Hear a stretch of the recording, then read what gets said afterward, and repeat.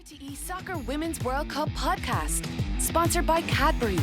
From grassroots to national level, a supporter and a half of women's football in Ireland. Turn the world round, shut the show down. I've been spinning, couldn't slow down. On the road now.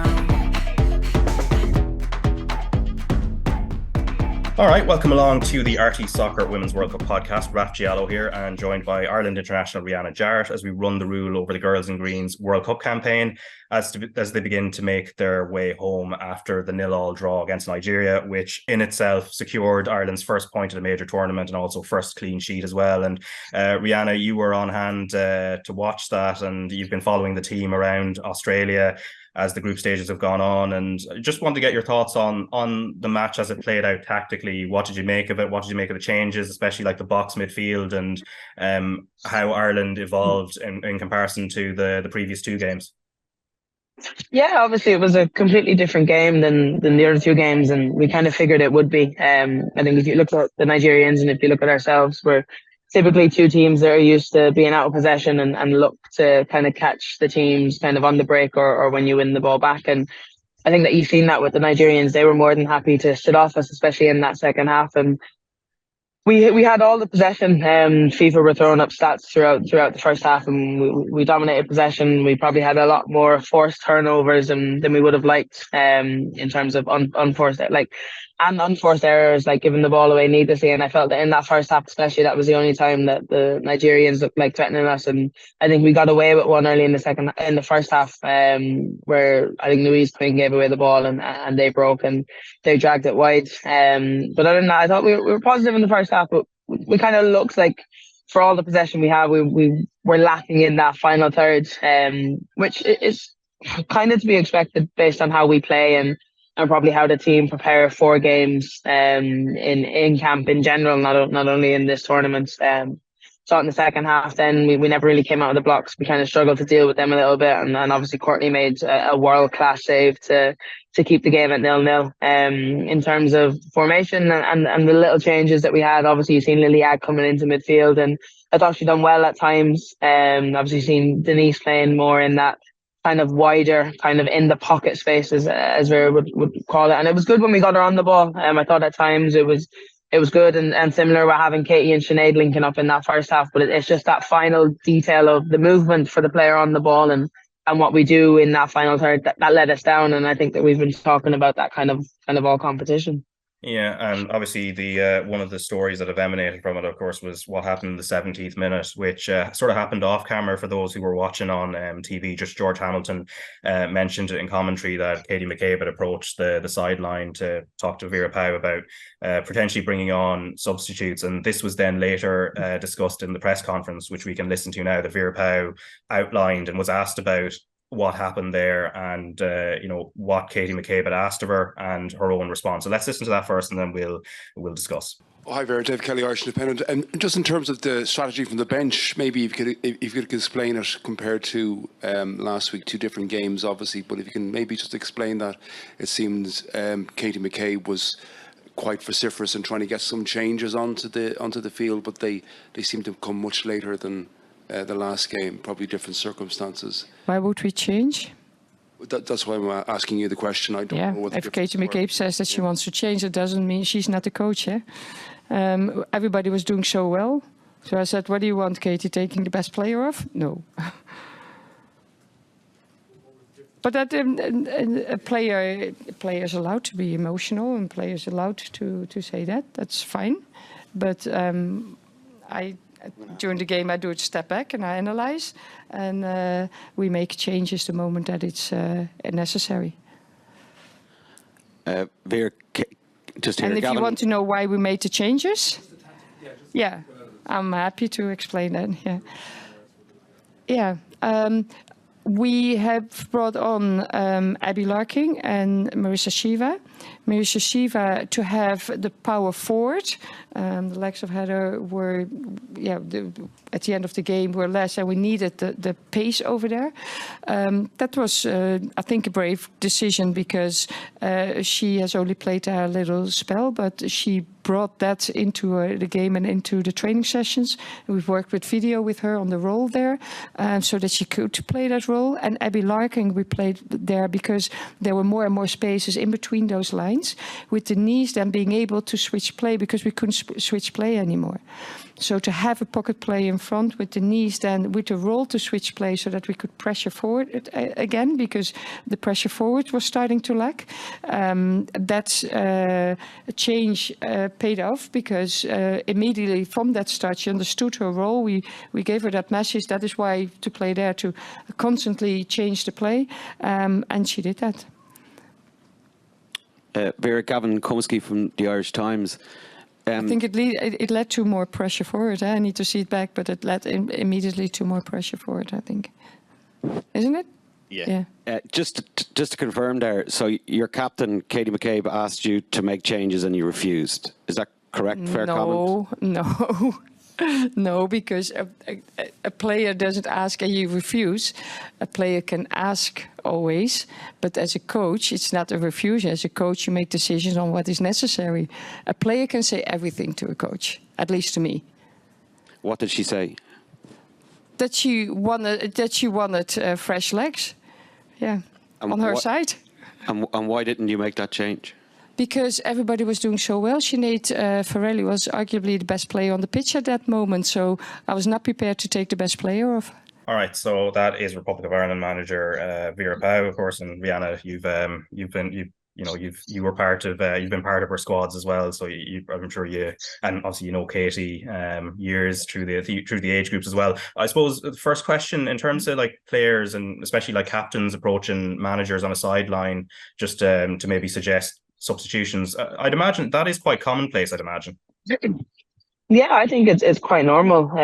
I think in a lot of teams that I've played in and played around, I think that managers and captains having conversations that, like, managers have conversations with their captains that they'd have with their assistants, that they'd have with like their other coaching staff. Like, captains are heavily involved in the dynamic sometimes, and managers do turn to their captain for their thoughts and their opinions. And I do believe that Vera does link in with Katie on a lot of things. I think that what happened yesterday isn't out of the norm. I think it happens in a lot of teams. Just because a player asks for something to happen, it doesn't always mean that the manager makes that decision. That was Katie's opinion, and I think the opinion of others watch it on from the outside as well, that probably players did look a little bit leggy. Obviously, Sinead Farrelly hasn't played 90 minutes, not only for Ireland, but in terms of for a long time. Obviously, she's only just come back into professional football. She's only just come onto the international team, and yes, I thought she had a very good game yesterday. I thought her and Katie worked well together. She covered for Katie when Katie went higher, and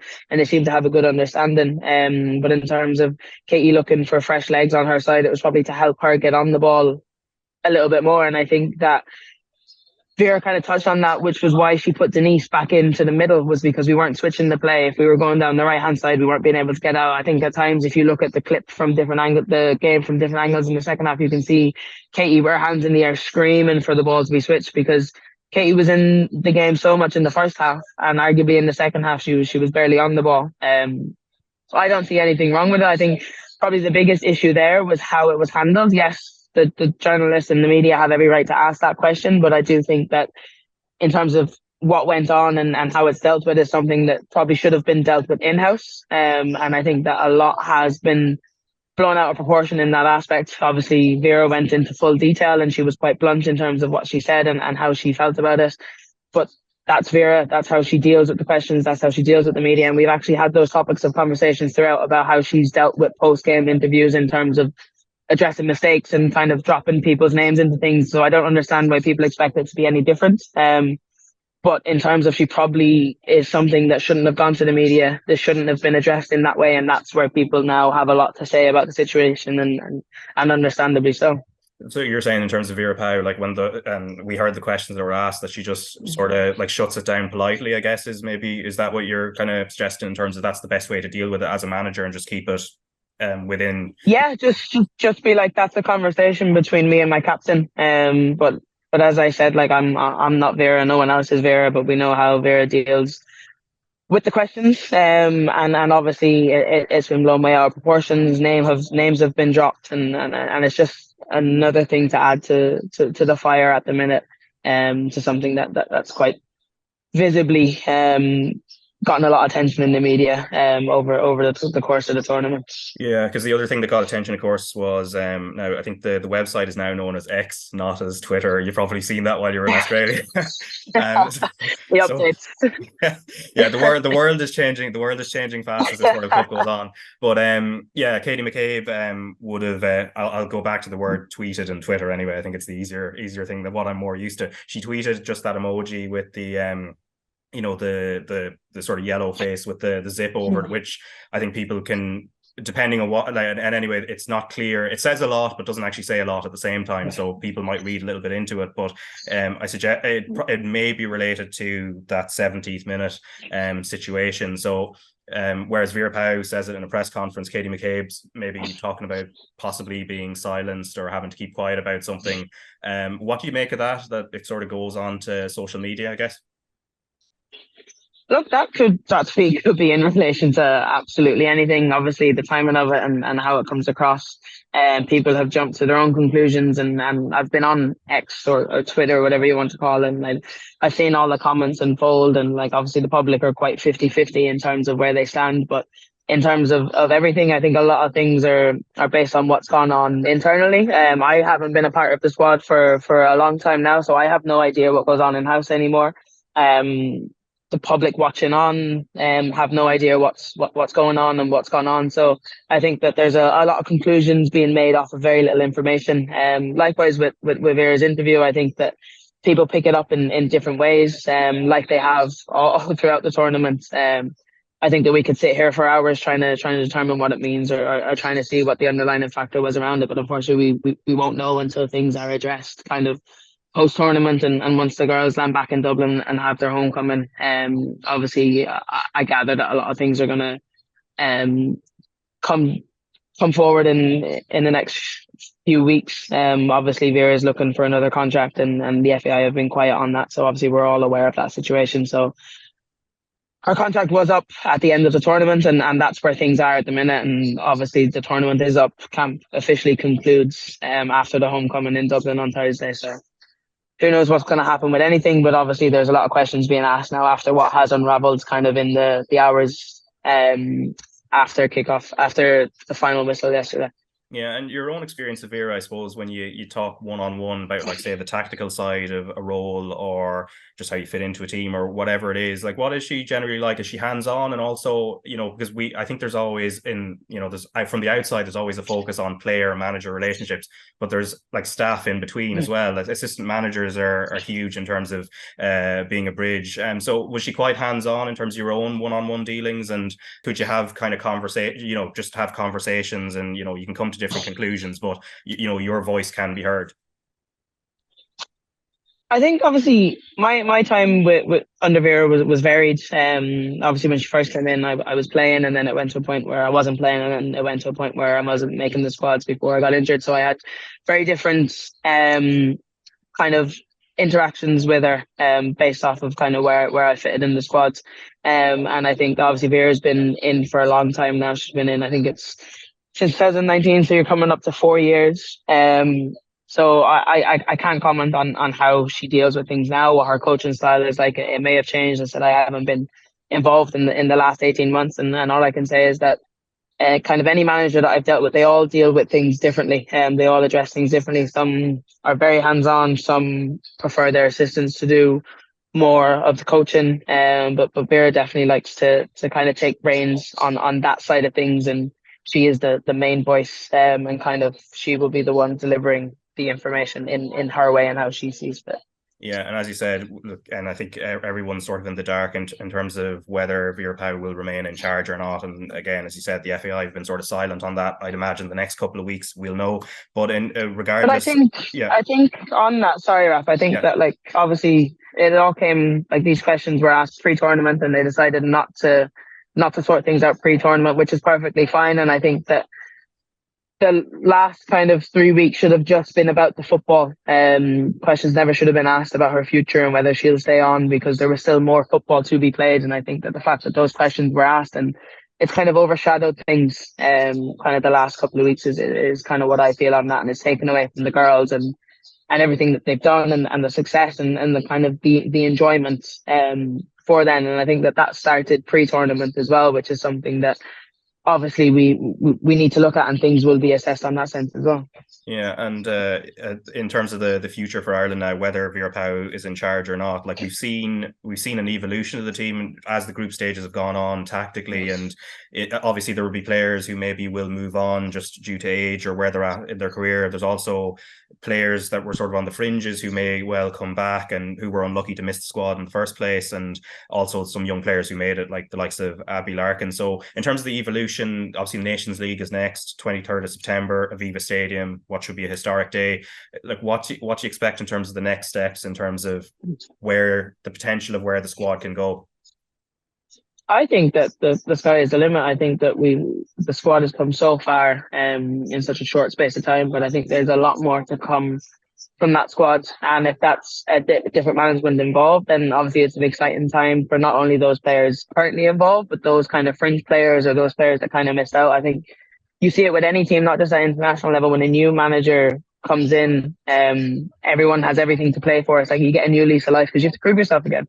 There's no opinions formed. It's kind of everyone's starting on a fresh slate. And as you said, if you look at the amount of players that have featured throughout the qualifiers or been in the squads throughout the qualifiers, there's a lot of players that have missed out, and there's a lot of players that have been close to making squads and have been on standby. So in terms of like the pool of players is quite big, and obviously different managers want different things from players. They play different systems. They expect different things from squads. But I do think that the future is definitely bright. I think that we've seen the standard that we're at. We're heavily disappointed to have gone out in the group stages, because based off of especially those first two games, that both teams were there for the taking. I think if you look at how the Nigeria game went, the fact that Nigeria have qualified in second place kind of makes that hurt that little bit more. But it's only going to get bigger and better. I think that the backing of the game, the backing of the girls, as you said, like they're going to play their first ever game in the Aviva Stadium in September at the start of the Nations League. Like, it's just so exciting. I think that hunger and that thirst, but they also have that invaluable experience now that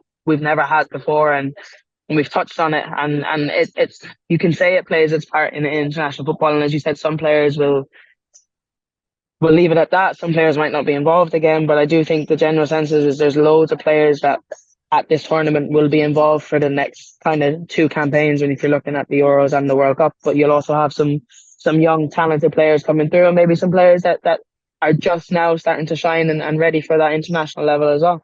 Yeah, and I suppose before we go, I suppose results elsewhere. Earlier today, Portugal and USA drew 0-0. Really fascinating game as well. That could have been a huge headline if a ball had gone, maybe a couple of inches the other way for Portugal. The Netherlands finished the group stage in style, 7-0 win over Vietnam, and the highlight show tonight, 8 p.m. Irish time, RT2 and the RT player. And then tomorrow's games, rounding out Group G and also Group F. It's South Africa against Italy, 8 a.m. Argentina against Sweden, same time, of course, as well. And then the 11 o'clock games in Group F, Panama against France, Jamaica against Brazil. And also yesterday, Japan beat Spain very comfortably and probably surprisingly given the margin. But who's impressed you most so far in terms of the contenders, and who's underwhelmed for you? And you might be, like, if you were a supporter of one of those nations, that you'd be a little bit worried? I think it's kind of varied from kind of game 1, game 2 into game 3. Because I would have said that initially France were very underwhelming, but then they were valued for their win against the Brazilians in the last round. I was fortunate enough to go to that game. I would have said I was quite happy, not happy, but like the Germans kind of, as their first game went on, they kind of grew from strength to strength. But then Colombia pulled off a madness win against them, kind of conceded the equaliser and the penalty, and then scored in the latter stages of the game as well, and that was amazing. We were watching that one in the fan zone with all the Colombia fans. I think Japan beating Spain was great. I think that they've been valued for their 2 wins, as you said, but I think they were 3-0 up at half time, having only touched the ball 3 times in the Spanish box. A crazy stat like that. But I think probably the Americans will probably be more disappointed in anyone else. I think that they came in here backing themselves as favourites, as confident as they always are, and they were literally millimeters away from being knocked out of the competition by Portugal, who have qualified for the first time. I think that's probably the most exciting thing about this tournament is there's so many teams going into these final group games that can still qualify, and I'm sure there'll be a couple of twists and turns. I think obviously Canada going out in our group is something that was unexpected, especially by the Canadians, and I think that they're calling now because there's issues obviously going on behind the scenes in terms of the backing from the Canadian FA and things like that, and I think that the margin for error is as little as it's ever been at the Women's World Cup, even though there's more teams in it. And I think that obviously a lot of the games have been quite close, obviously bar that Netherlands kind of 7-0 win today. And I think that that's probably the most exciting thing is that this tournament is far from over. I think England are on a rampage here at the minute against China, yeah. Against China as well. So, although I think China just scored a penalty there, so... but yeah, it's a very close competition and it's been very exciting. But I like Japan. I think that they're subtly going about their business. I don't think many teams are watching them or thought that they were favourites. But you have to remember that they won the last World Cup before the US went and won too. So it's going to be interesting. It's going to be exciting, and I look forward to watching on for the rest of the tournament. Yeah, it was actually the Japan, interestingly, were Sue Ronan's pick when I was talking to her before the tournament. And so far, obviously, it's very early to peak at this stage. But if they can sustain it, they're obviously more than capable. But also every match live on RTE and the RTE player and highlights, etc. on RTE.ie and YouTube. But the other thing as well, as I said, there's that Northern Ireland game, which is probably about 7 weeks away. Football does move very quickly. And then I suppose for yourself as well, you come back, you'll be back from Australia, and then it's straight back into club action, and it's not that far away now. Yeah, no, I think we're back the weekend of the 18th of August. I think we've DLR back in the league. And it's funny that you say that. Obviously, for us, we're straight back into things, which is great because we've had so long off. But in terms of like all these players now that are leaving the World Cup at different stages, they'll have their 10 days, maybe 2 weeks off, and then they're straight back into club action. Like I know the WSL doesn't kick off until after the September international break, but time goes so fast. You're talking about Ireland, their next camp is in 7 weeks, and they've literally just unfolded. Like they're not even back in Dublin yet. 7 weeks is not a long time in football in terms of they'll go back, they'll get their time off, they'll have their pre-season, and their first competitive game will be in the Nations League. Like so it is crazy. There's always a quick turnaround, but that's the time of year that we're in, and obviously a lot of football to be played in all aspects, both out here and then post it. But no, I'm looking forward to getting back into action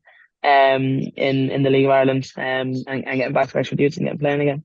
Yeah, and actually, just before I let you go, just in terms of the World Cup impact for the domestic game as well, I imagine, I've talked about it with a couple of people well before the tournament, actually with the Peamount United manager, because he was hoping that there'd be a fair contingent of domestic-based players in the Irish squad, just as as sort of bringing a bit of reflective light back. But how do you feel in the long term it will impact, the league here and the spotlight that it'll give?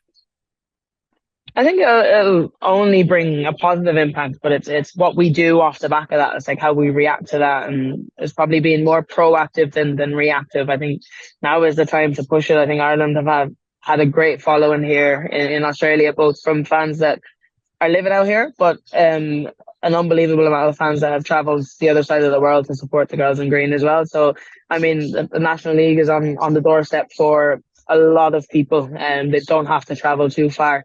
So it's just get out and support your local team, get out and support. Like, it's obviously great that we had the likes of Abby Larkin and Anya O'Gorman, especially Anya, who's been a testament to the league from the first day it started, to be able to see them play, and they both played at the world's biggest stage. So you're talking about, like, Rovers do a great job at getting fans in the gate, and they've always got kind of high numbers in terms of the National League attendance, and I just think that other clubs need to capitalise on it, and I said need to be more proactive than reactive in terms of trying to get people in the gate and trying to create kind of like a fun atmosphere, and just get more supporters, because I do think it has been better, but you can always get better, and it's about just riding that wave now and kind of eating up that momentum that the build up to the World Cup has brought. For sure, and hopefully we'll see the growth of the game continue to balloon, and obviously it'll have a knock-on effect on the international scene. But Rianna, you've had a great time in Australia, and I'm sure a few more days to go there as well. So just enjoy the rest of your time down there, and we'll obviously see you back in the league very shortly as well. But thanks a mil for taking the time. Thanks, Raf. Turn the world round, shut the show down. I've been spinning, couldn't slow down. On the roll now.